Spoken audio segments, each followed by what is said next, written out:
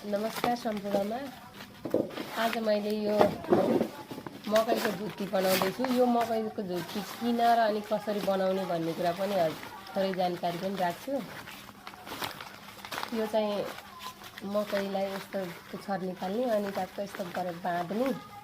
यो भन्दा धेरै अरु 5 वटा 6 वटा 7 वटा जतिवटा गान राख्न मिल्छ, तर मेरो हातले सक्दिन र यो मैले थोरै बनाएँ। थोरै पनि 4 वटा त ठिकै हो। यसरी झुक्की बनाएर एउटा डोरामा एउटा खाम्बामा जेमा बाँधेर डोरो बाँधेर सट्ट यस्तो झुलाएर राखेपछि यो चाहिँ अब वर्षभरि पनि फुक्दैन कि जति बेला चाहे त्यति बेला मात्रै फुकाउनु मिल्छ। यो आफै फुक्दैन जति थेचाले पनि। अनि मेरो ब्याकग्राउन्डमा देखिरहनु भएको मकै पनि पोहोर सालको मकै हो। यो पनि त्यसरी नै त्यो डोरामै झुलाउने हो। जति धेरै भयो पनि त्यहाँ मिल्छ।